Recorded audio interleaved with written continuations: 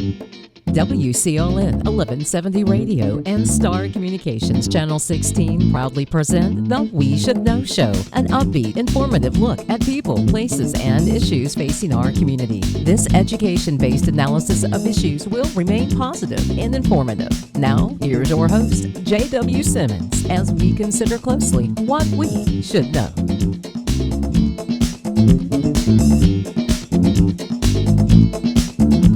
Ladies and gentlemen, welcome back. We Should Know is on there. I'm J.W. Simmons, your host. We come to you each and every week on Star Communications TV, Channel 16. We're simulcast on WCLN Radio. Today we're on site at the County Complex right here in Clinton, North Carolina. We're talking with Ray Jordan, the Economic Developer Director here, Executive Director, I might add, Ray, which adds a little more weight to your title. This is something that you decided that you wanted to get into a year ago. In fact, a year ago today, well, a year ago in February, should I say, in 2024, it was announced in the paper that you would be the new Executive Director of Economic Development.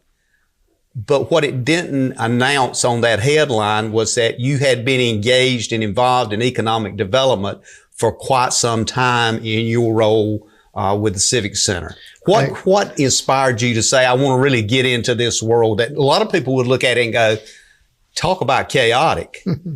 Well, first, thank you for having me on the show today, JW. And to address your question, when I was hired for the county, most folks know my role was serving as director of the Expo Center for many, many years. And but when I was hired at that time, they hired me to serve as assistant director for economic development. And I worked with 4 people over my career in economic development and served as interim director for a combined total of about 4.5 years during that time period. Mm-hmm. And had been offered the position at the time. And quite frankly, the reason that, that I had chose not to engage in that at that time was, number one, I liked my job at the Expo. That was a lot of fun. But number two, and probably more importantly, was that at the time, we didn't have a lot of assets. We didn't have a lot of inventory as far as buildings, sites that we could develop. And that all changed about 6 years ago when the County Board of Commissioners, along with the leadership, decided to start creating and putting in, they created the Sampson County Economic Development Fund to foster economic development across the county. As part of that, we purchased 18 acres and a building over in Roseboro. We did a lot of remediation on it and wound up selling that to the North Carolina Welding Company, who's still in business there today. We also acquired 120 acres of land in the industrial park here in Clinton, which gave us control of that land to better be able to market the land. And then the most important, I think, is we purchased 210 acres of land in Newton Grove off of I-40 at exit 341. And those investments by the commissioners and the foresight to begin to try to create and be a catalyst for growth opportunity is one of the main reasons that I wanted to participate. You can't do it without product. As you know, you can't sell eggs out of an empty basket. That's for sure. Exactly. So, but that was the main thing. And those investments, will pay off over time. And I think the biggest thing that we've got to take away that anybody needs to have an understanding of with economic development and economic development projects, it is a marathon, not a sprint. It does not happen overnight. It is not a fast-moving thing or process. Since buying the land in the industrial park in Clinton, we received a $1.2 million grant where we actually constructed a section of road. We put in a significant amount of water and sewer line to get those properties better prepared for consideration by companies. We've received a grant last year, $262,000 from the North Carolina Southeast Partnership to do a master plan for the park in Newton Grove, which will be rolled out very, very soon. But that master plan will give a view of what it could look like. And I stress could, because, everything is moving target with economic development. You can work and you can go this way, but you may have a company come in and the plan that you've got today, you just say if you got 7 buildings, well, all of a sudden you may need 2 instead of 7 because of what the needs may be of your clients as they come in. So that plan will be when it's revealed and shown to the public, I can't stress enough, this is what it could look like, what we're hoping to look like in the future. And that will be predicated on the things that we can recruit and opportunities that we can create for folks that want to invest in Sampson County. And the thing, I think the in-depth piece that strikes me in your commentary is the long-term piece, is that it could be 12 months, it could be a year, but part of that, it's not as though you're putting a marketing out and expect a response in 30 days and I'll let you know. Yeah. This is developmental stuff. So how important is it? I want you to expand on it a little bit. The properties now that's available, do you have some prescription or formula of what the buildings may look like? We know they would need water. We know they would need electrical capability. Do you wait for that particular industry that's interested in the area? And it is obviously, we're going to talk about this in a few minutes, forum you got coming up, but I want to talk about it a bit now as it relates to what you think folks may be looking for, and is there a way to prepare for that? Well, you've asked a simple question that's got complex answers. I think, JW, first and foremost, you have to set the table as to what you want to have to be able to offer for the public to purchase. And when I say public, I'm talking about industry and business. Obviously, you got to have land. You desperately need buildings, available buildings, because with companies today, it's speed to market, versus folks wanting to take in 2 or 3 years to build a building. And but critical components are infrastructure is highly important, because you got to have water. You desperately need sewer where you can have it. And you've got to have, obviously, your internet, high speed internet, and road network, those kind of things. So the infrastructure piece is one. But while your buildings and property are extremely highly important, and the infrastructure, the next probably there would be equally important for us at this time is a skilled labor force. Because, obviously a company wants to go where there's available labor, and then folks that would meet the demands of whatever that market sector may be. There's been I have folks ask me all the time that they'll say, well, when are you going to bring us a pharmaceutical company? I would love to have that. If you look at what's happened in Johnston County with the investment that's going to be made, $1 billion over the next couple of years of investment, the skilled workforce that you would have to have in that field, where do you get them from? They don't currently.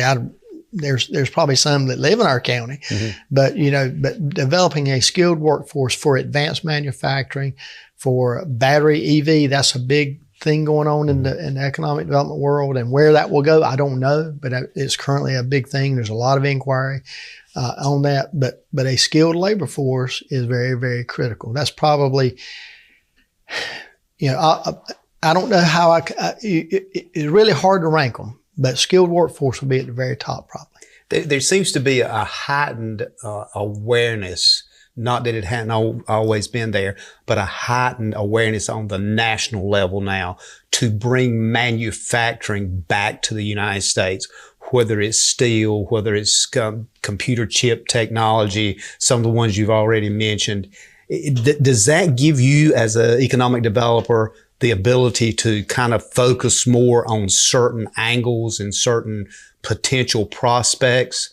Or is that back again to what you talked about or touched on briefly, of which we'll expand on? Is this demographic? What does our work population look like? Well, and that's a key driver of it, is what your available workforce is. And you've got to consider that, we're obviously in a global market. Where regardless if it's tariffs, no tariffs, whatever, we are participating in a global marketplace, and that will continue at some level throughout. But there is strong hope that there will be manufacturing jobs. Higher numbers are coming back to the United States, and hopefully we can participate in that. But again, having that skilled workforce and having available buildings and things that it can be ready to go to meet the speed of which industry and business moves. They move much faster than government does, But I think that there's a good opportunity, and there's some things that we will share a little bit later that will kind of lead to some things that we're trying to do to prepare. But again, one of my predecessors used to make the statement or comment, and you remember, it says we're trying to set the table. Well, we've got to set the table. We've got to know who we are, what we got, and what we can do, and how we need to get there, and where do we want to be. One of the things that the commissioners met recently, and one of their goals is they want to have a balance between industrial and non-residential tax growth and agriculture. They want our county doesn't want to be overrun. Right. With these things, but there is a balance that needs to be achieved for sustainability of county government services and things like that with non-residential. One of the things that I've shared with folks is, in our county, our tax rate, not counting any fire tax, I'm just talking about the basic county tax rate, is 62.5 cents per $100 of value. If a family has one student in the school systems, whichever one, Clinton City or Clinton City or Sampson County Schools, the county's financial contribution toward that school system for that one student equals $1,353. Well, put it in terms of where does that money come from? As an example, on a residential house, a home currently at the current tax rate needs to be $255,000 to break even with that one student in the school system. Hold that thought. I want to pick it up when we come back from break. Ladies and gentlemen, stay tuned. We'll be back in a moment. We're talking with Ray Jordan, the Executive Director of Economic Development here in Sampson County. Computer viruses, malware, and ransomware are out there. They're dangerous, and they can steal your identity and damage your equipment. Star Communications is now offering Protect IQ. The service adds an extra layer of protection to every device connected to your network, working quietly in the background. Star can help you protect yourself from the inside out with Protect IQ. Call Star today and take advantage of this free service when you sign up for whole home Wi-Fi with Star Communications.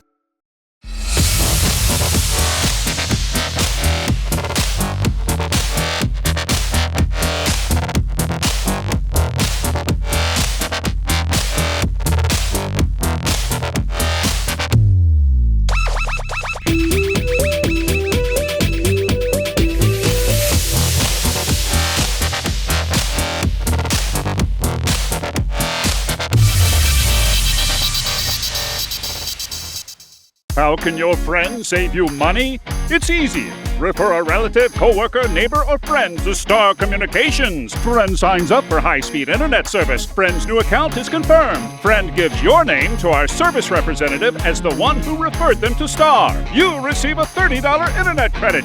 It's just that simple. And even better, receive a $30 internet credit for every referral that results in a new confirmed account. High-speed internet from Star Communications. Refer a friend today. Welcome to Cork and Brew Roseboro, where you can enjoy your favorite coffee, fraps, smoothies, bakery items, sandwiches, and select beer and wines while reconnecting with friends and family. Sit down and enjoy the experience. Come on by and give us a try. Armed away. Please exit now.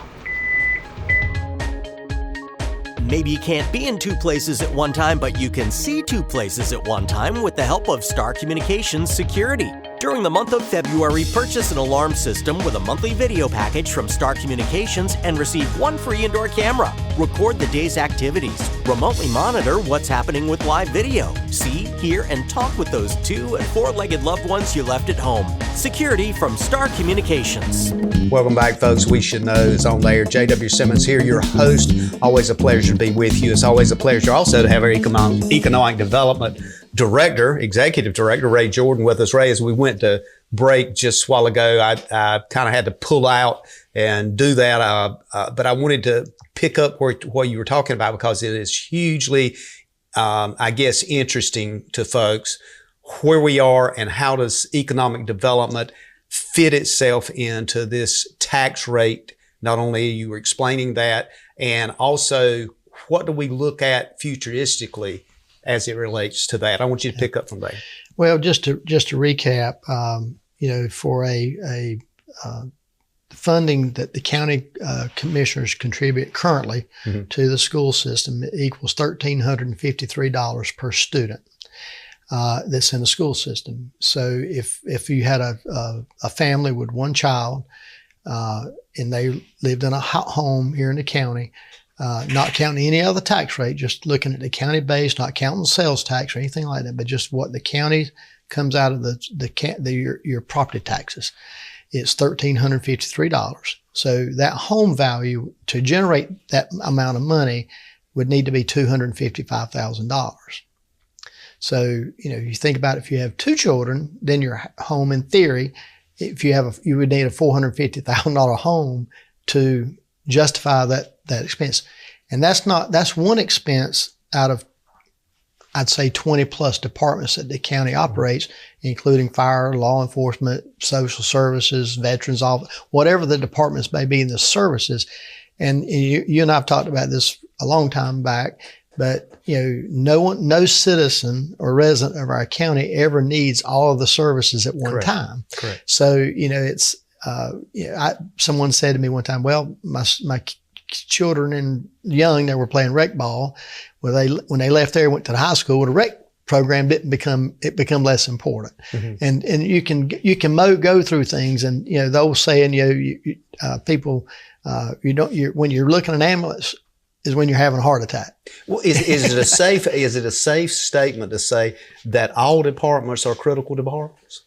I'm sorry? Is it a safe statement to say that all departments in the county are critical departments? Yes.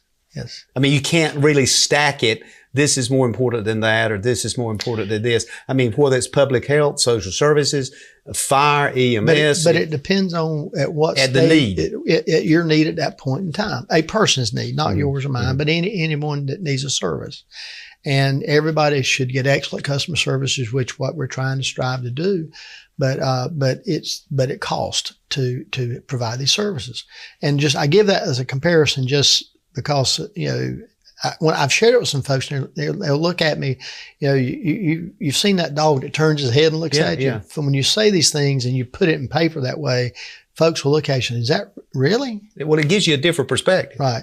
So, when you look at, conversely, you look at an industry that's, for example, something that's just say that has $100 million investment, there's $625,000 worth of revenue that doesn't, in theory, have children eating in the school system that contributes in a broader sense to covering your services that are being paid for across the county. Is there a minority of people in Sampson County that contribute the majority of the tax base? JW, that's a very good question that I cannot answer. But I can tell you, I think our interim county manager is working on that for the commissioners as they approach the budget season. And that will be a question that I cannot tell you truthfully to answer. I do know that in the county, Jim Johnson shared with me, the tax collector, that there are 50,200 parcels of land that are owned by individuals. And I don't know the number because you think about it, you may have 3 farms at yourself, but there could be one is J.W. Simmons, one James W. Simmons, who it's hard to identify all labeled different who they are. But, some smarter people than I am can figure that out.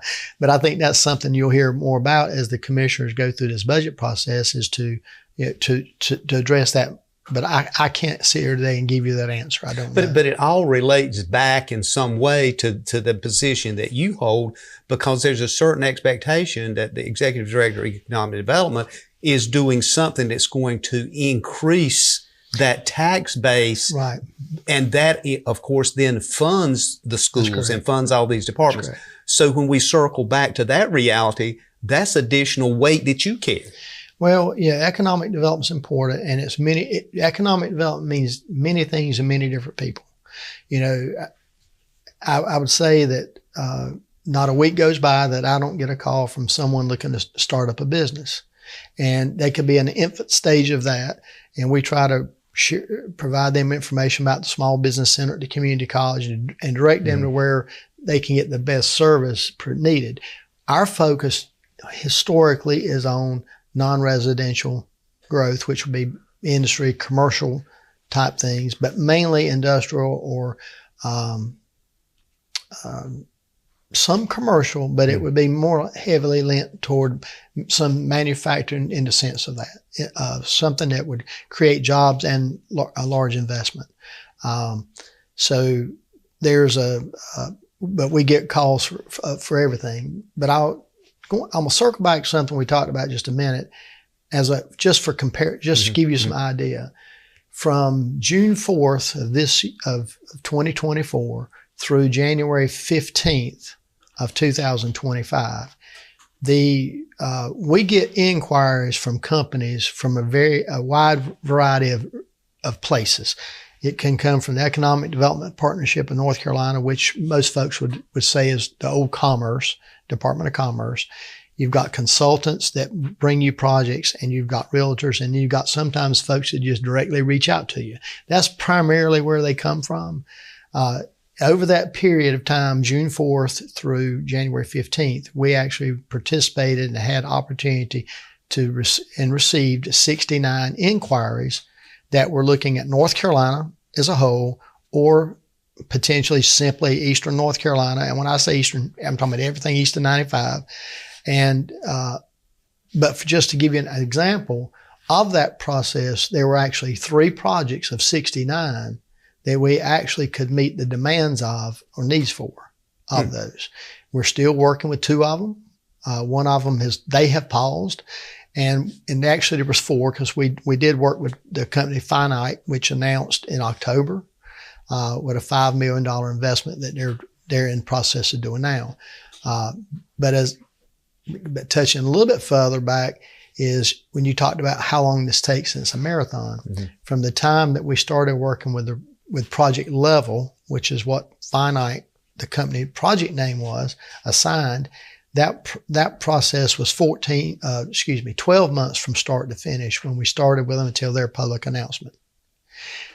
I've been working with another company right now, and I can't say what it is because of confidentiality at this point, but we've been working with them for 14 months trying to do something here in Sampson County. It takes time. And it's a process that involves not only the ability to have the space, and as you pointed out, the dynamic of water, sewer, electrical, all of those things in place, but you have to look at who funds that. And if the county has to fund that, that may be a rather high expense, but then you look at it and along with the leadership in the county determine if the long-term benefit far outweighs the investment. Well, if you look at like economic development, and one can make the argument, why is the county in that business? Well, if we were sitting as we talk and I was working in Wake County, I don't have to create the market. The market takes care of it. There's the demand's there. In the rural counties across our state, and there's nothing unique to Sampson. I mean, because it's all your small counties, especially your very rural counties that have economic development programs, are facing we're all facing very similar, if not identical, challenges and or opportunities. So you can't say it's all bad, because it's not. But I heard a speaker once that said that economic development can only happen where the public and the private sector intersect. And I find that to be true, because, we have to get water and sewer to a site. That's typically not something that a industry going to do. That's an expectation that's there ready to go. And, but there is some shared opportunity for how you build things out and look and work with investors going forward. So there's lots of ways to look at it, but we're We're trying to develop these parks and get these things ready. And really, in some sense, the one thing that's our biggest challenge right now for us is the lack of available buildings. And JW, I could, a half a dozen people listening right now is saying, well, what do you mean we got plenty of buildings around the county? Well, find me a building that's 40 to 100,000 square foot, that's got 32-foot ceilings, and it's situated with all the infrastructure. I mean, I would love to know where they are, if they are. I mean, and we have a couple buildings, but having qualified buildings will lead to the quickest success for a community right now. And it's been kind of sped up with COVID and the companies and things were moving and shifting around from different places that were, it was costing so much to do business, where, North Carolina's got a great business climate and people like to come here to work and bring their industries and businesses here. But you've got to have product. You cannot sell from an empty apple cart. One of the things that strikes me is that that's one of the ingredients, is having the facilities. The other is having that facility equipped, and you have to put all that together. The other part of that is, and I want to mention here so I don't overlook that, one of our major industries, and it will continue to be, is agriculture. Correct. And ag industry is the number one industry. When we come back, I want to start digging into that idea of part of the formula for success is our demographics, our location with people that live here, of people that would need to come here, of people that we don't need to lose, of the workforce capacity. And you've got something happening. I'm going to use this as a lead in when we come back, March the 11th. And I want to highlight that for folks when we come back and dig into that and talk about how important that's going to be. Ladies and gentlemen, stay tuned. We're talking with Ray Jordan, Economic Development Director here, and a very important piece coming up on the show about March 11th. At Fisher's, it's not just about fashion. It's about exceptional service. Experience top-notch customer care and find your perfect look. Visit Fisher's today and feel the difference. Experiencing slow internet? If you have a fast internet package, the problem is most likely your wireless router. With more devices using Wi-Fi, your wireless router may not be able to deliver the speed and coverage you need. We now have the leading solution to enhance your internet experience. Using small devices in a mesh network, these Wi-Fi appliances cover just about any size home, so that all your devices can operate to their fullest potential. Whole home Wi-Fi from Star Communications. Get the most out of your internet connection. If you run a business, you need sales. To get sales, you need customers. To get customers, you need exposure. Let our team of experts craft and produce the perfect video ad to reach your intended audience while making the most of your advertising dollars. Call 1-800-706-6538 or visit starcom.net to contact our Star Communications production team and get your business moving to the next level. The average American household has 17 devices connected to the internet. With more and more devices able to get online, you may need to increase your internet speed. Call Star Communications today and let us help you select the package that's right for you.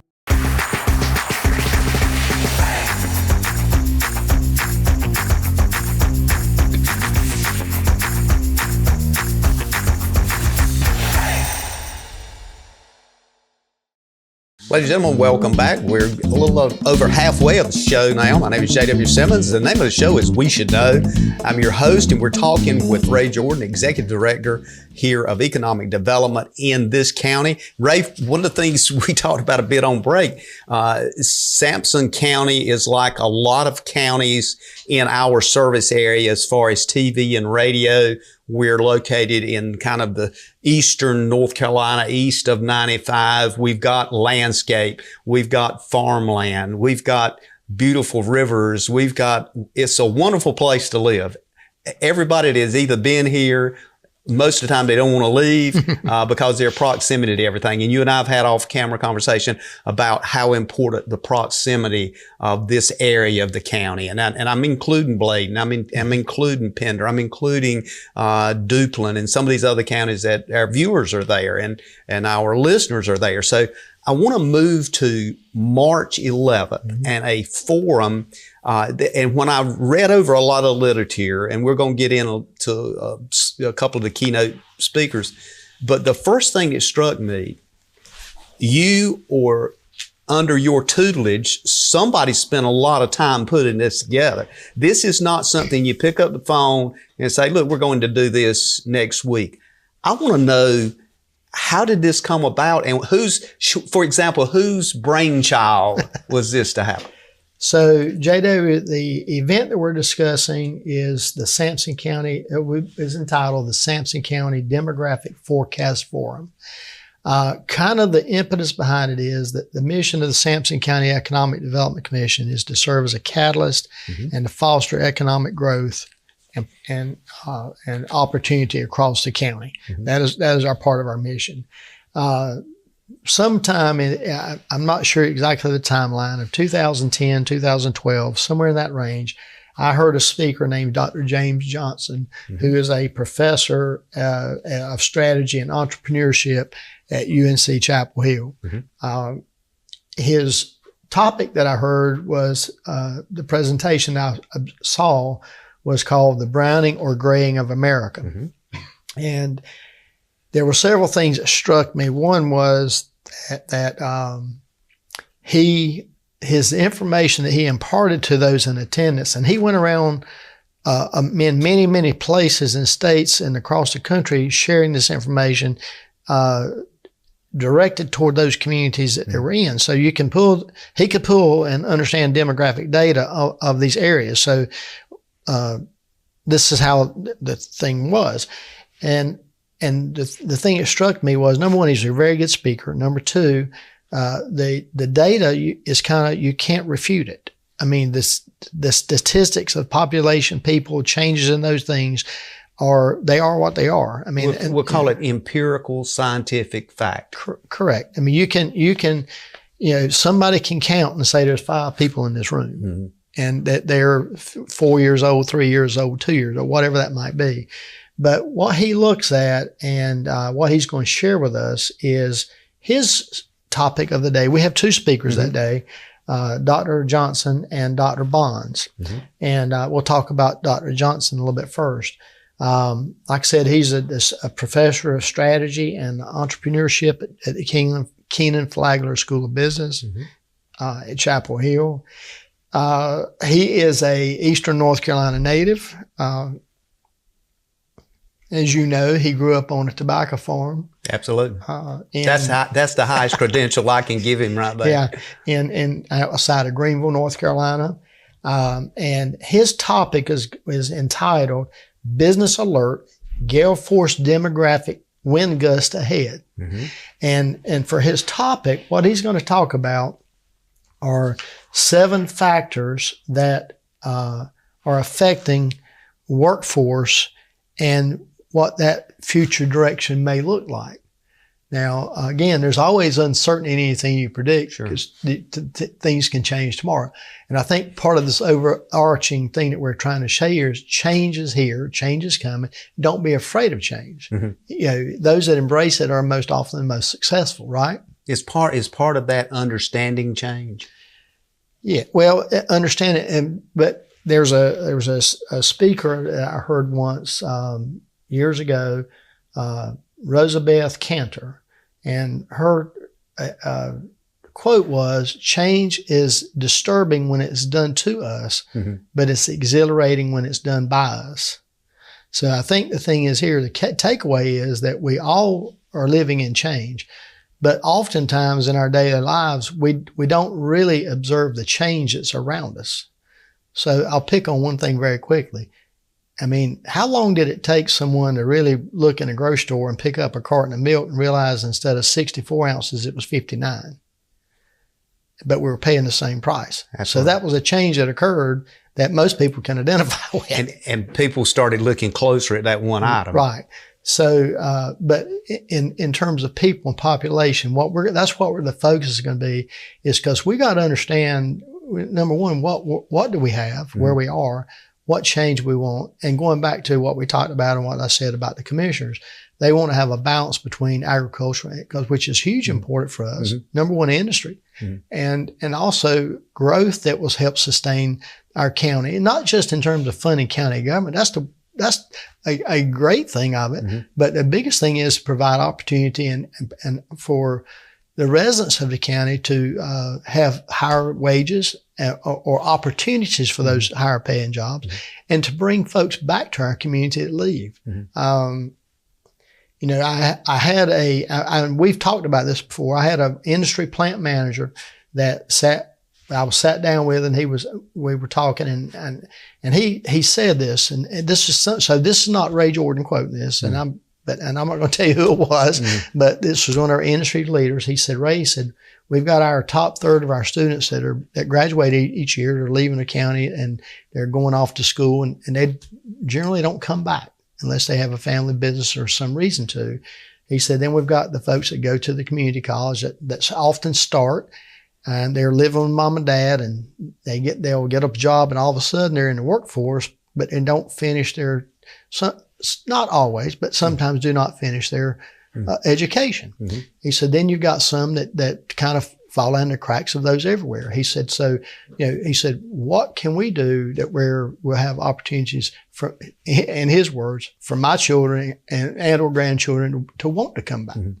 So, and it's not just about having a job. It's about the quality of life, the things that there are to do, places to eat, the amenities that communities can offer. And Dr. Johnson digs into this and has done huge analytical studies and put the facts together, and he's going to be talking about that and how it impacts the average person. So really, if you're out there listening today or watching the show, you need to start thinking about the 11th and dialing in how important it would be for you to actually be part of this. And I'll say, from what I can understand and what I've read and understand, you will participate in this. It's not just you go listen and yawn and go home.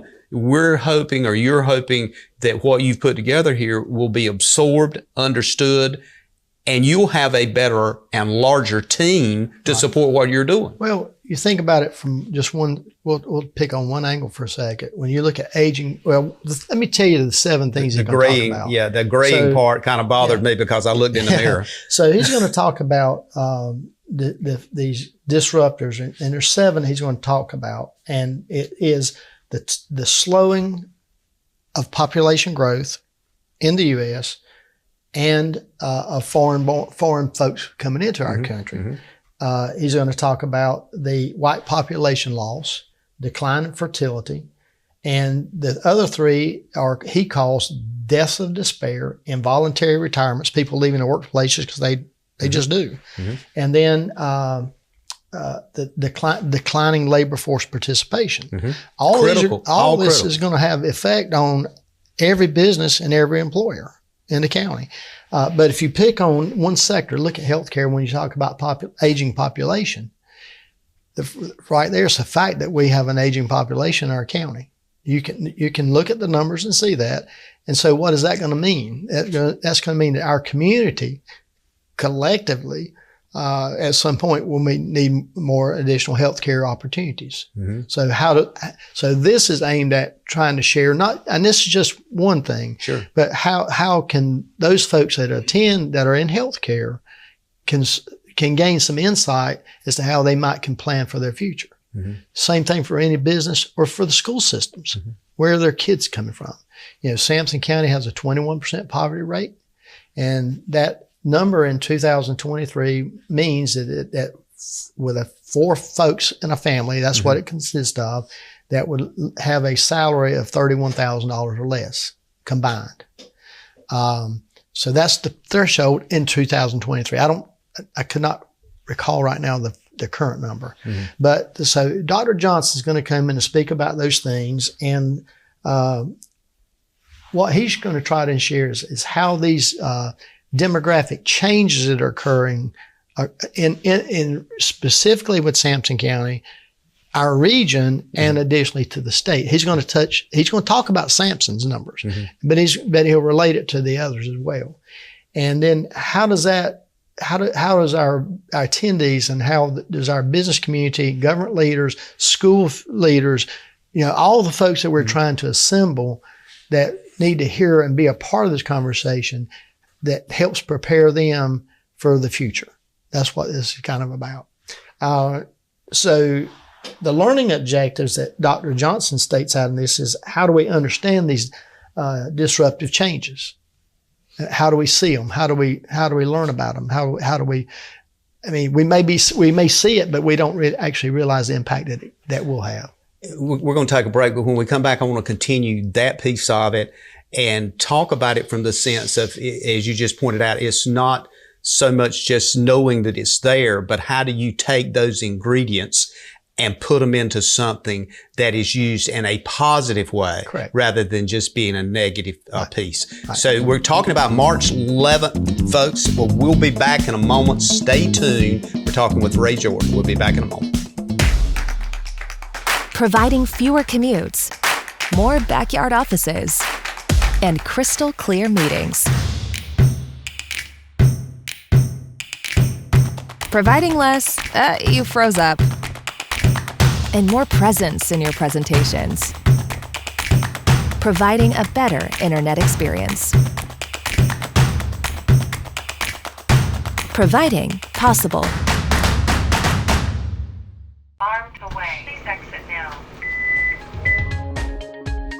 Maybe you can't be in two places at one time, but you can see two places at one time with the help of Star Communications Security. During the month of February, purchase an alarm system with a monthly video package from Star Communications and receive one free indoor camera. Record the day's activities. Remotely monitor what's happening with live video. See, hear, and talk with those 2- and 4-legged loved ones you left at home. Security from Star Communications.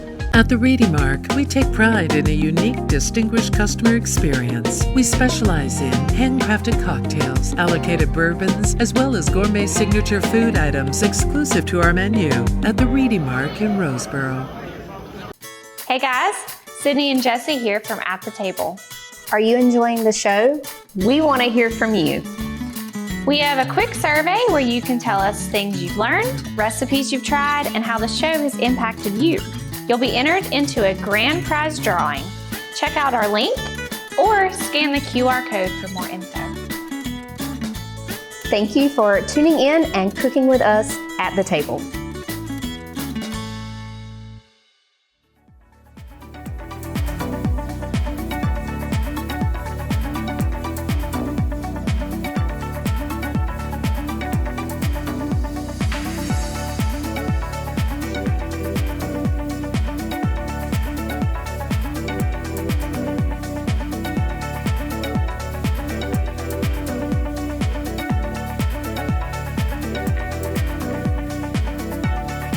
Ladies and gentlemen, welcome back. We're coming up on the last segment of the show. We're talking with Ray Jordan, the Executive Director of Economic Development here in Sampson County. I want to thank you for being with us. We're going to hit some key points in this last segment. Ray, you were talking about Dr. Johnson, and he's going to be here. We're talking March 11th. This is a forum. This is open to the public. You are welcome to come. There's a registration process. We're going to put that on the screen for you. But it sounds like with just this first kind of part here with the ingredients that you're talking about, with the experiential background of Dr. Johnson. And also you've got another presenter that's going to be there. I want you to touch on her. But this is critically important for people to be there to support the future of not only Sampson, but this whole area. I mean, there may be folks coming from Bladen or other counties who want to sit in on this. Well, JW, you're exactly right. And the one thing is that I will share with you the name of the event, as we discussed earlier, was the Sampson County Demographic Forecast Forum. And the overarching title of the program is Understanding Disruptive Demographic Changes and How to Invest for Positive Economic Impact.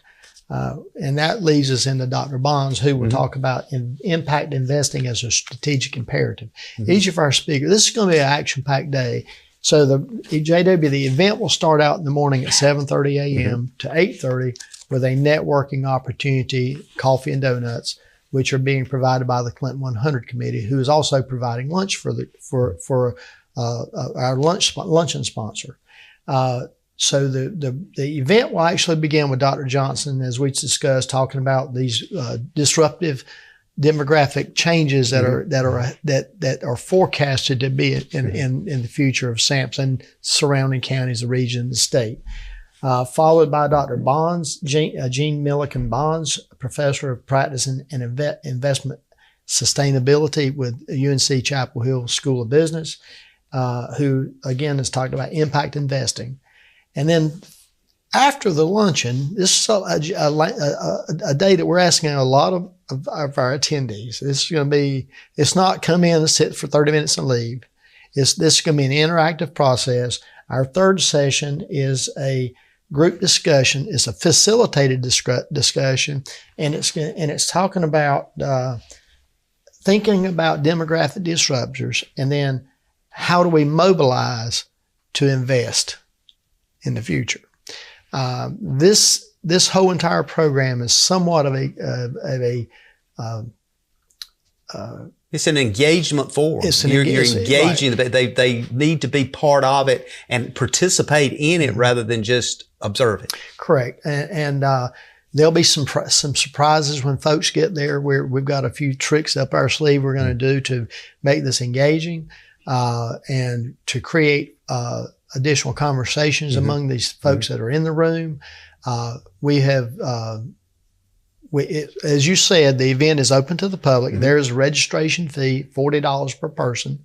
That helps us offset the cost of our speakers, as well as the luncheon and that we're having. And you got some dynamic contributors too that stepped up to be sponsors. And I look at some of those, and I'm gonna mention 2 or 3 that I'm aware of, and I'm gonna make sure we touch on all those. Is one of them comes to mind, and it don't take me far to look. Is Star Communications is a key sponsor in that. South River Electric for County Electric. And just mentioning those top 3, I'm going to let you further this, but just mentioning those top 3 are all contributors that are must-haves in this environment as we go along. Correct. So when we considered this event, we're doing this without county dollars. This is all being sustained by our sponsors. And as you said, we have Star Communications, is our number 1 sponsor on this event, Duke Energy. 4 County Electric Membership Corporation, South River Electric Membership Corporation, the North Carolina Southeast Partnership, and the Clinton 100 Committee.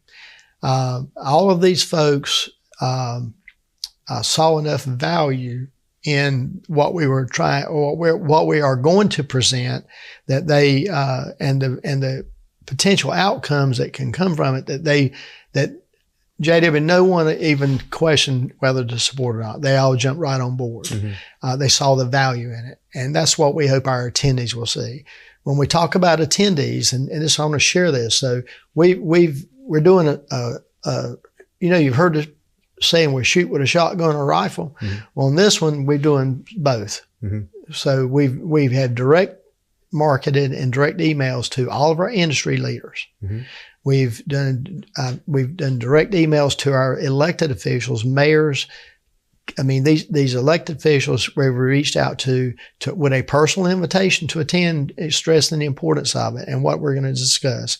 We've also reached out to a lot of our business community. And obviously, we've not got them all on our list, but we're promoting it through our website. We're promoting on social media through LinkedIn, Facebook, and other avenues. So we're making an attempt. But when I reach out to the mayors of those towns, I have said to them, please share this with your entire board, and have your entire board to please share it with all your community stakeholders. But so we're inviting, representatives from education, which is going to be critical to be in the room. Absolutely. Critical. We've had our hospital and medical folks. We've invited those folks to be there because they're going to be impacted by this aging population and demographic changes. I mean, it will face it, especially that graying community. So we've got our industry, our business, our nonprofit sector, our healthcare sector, our education sector, agriculture, and our government officials. So going back to it. Business happens where they intersect. That's what this is about. Following this event, it is our hope that we'll be able to announce the next step as to how we'll take some of this data and use it. From that, hopefully we'll be able to announce it that day with some things that we're trying to do with our Economic Development Board, because again, we're trying to set the table and go there. But it's a jam-packed day. Mm-hmm. It starts at 8:30 with at 7:30 with registration until 8:30. Then our speakers and program begins. 3 different sessions. And then in between that, there'll be some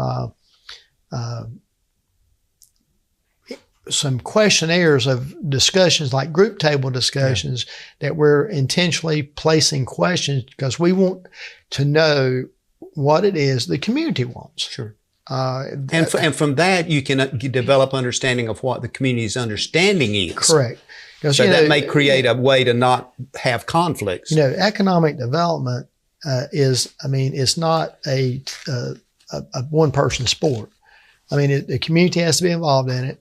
And, a commissioner asked me once, and said, you're not going to bring anything to the county that's going to hurt us, are you? I'm like, no, certainly not. You're like me. You live here. You grew up here. Yeah, exactly. So. But what I meant to add to that is, when you're asked that question, the thing is this: I need to understand, our board needs to understand, our commissioners need to understand, and our communities collectively, what is it that we want to be? Where do we see ourselves in 10, 15 years? Or but more importantly, where do we see ourselves in the next 1 to 3, 5 to 6, those kind of things. The 2 things that strikes me is in your conversation is that it seems to me that we're looking at predictabilities, and then we're looking at the ultimate thing, which is our capabilities. Right. And those 2 sometimes have to gel. If we don't understand them, we can't make it work. Does that make sense? Yeah, we have to understand that the overarching attributes of our county. What do we have? What do we don't have? What do we need?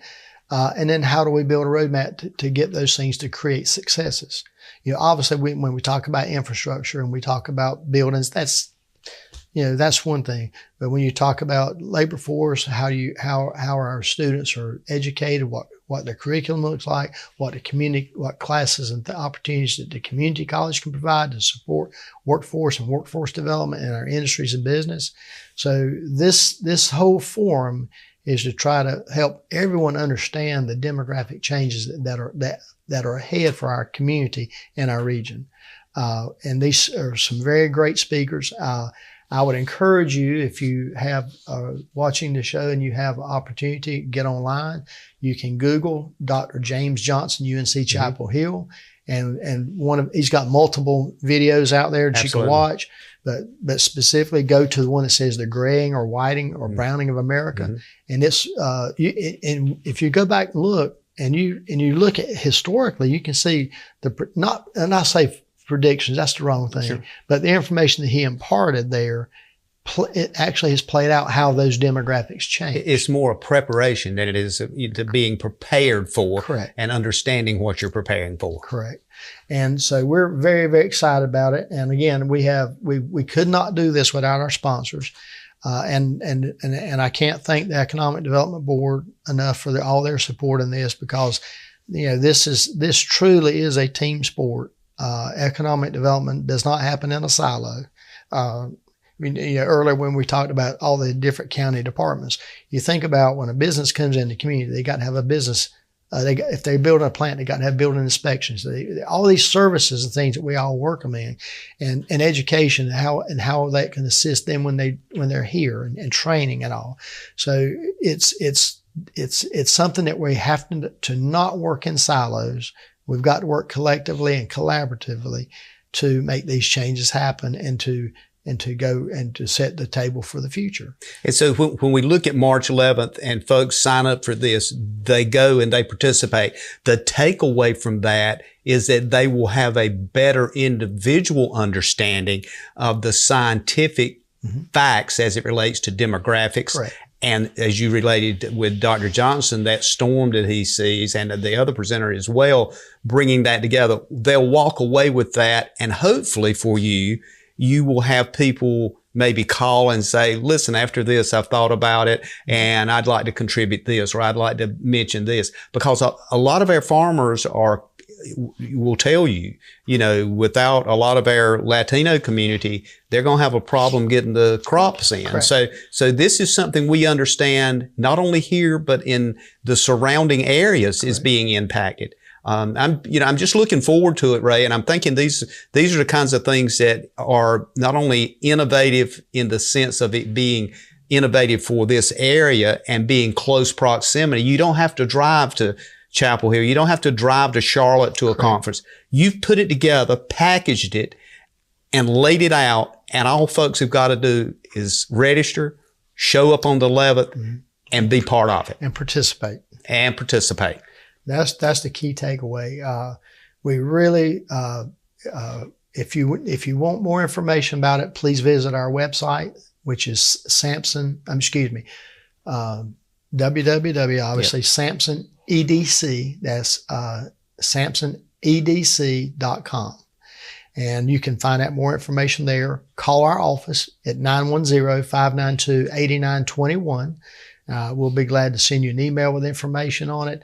We can send you the agenda. We can send you the information on the speakers and what their bios as well.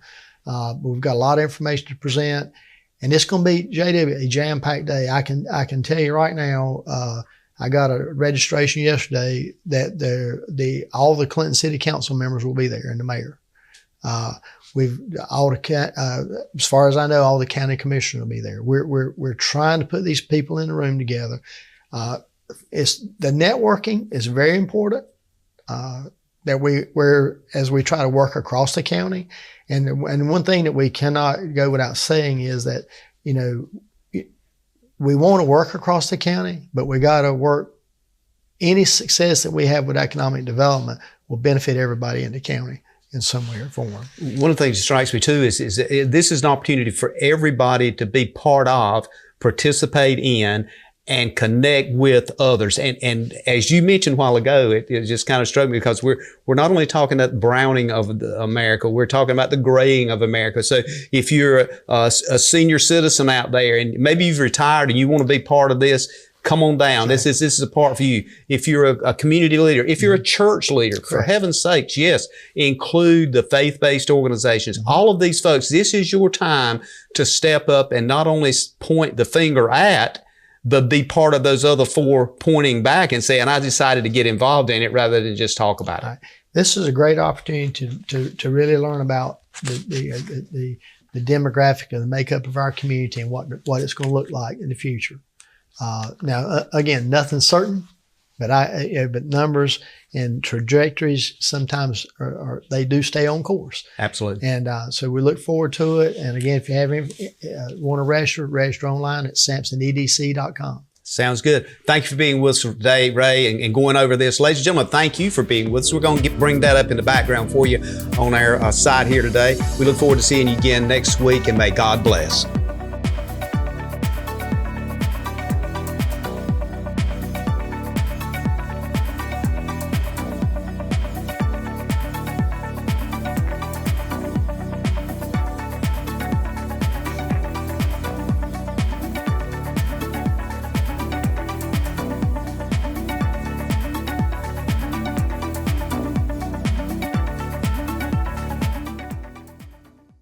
Thank you for tuning in to this week's episode of We Should Know with host J.W. Simmons. If you have a question, comment, or suggestion regarding this or any episode, please send your emails to weshouldknowedu@gmail.com. And remember to tune in every Tuesday at 2:30 for another informative episode of We Should Know.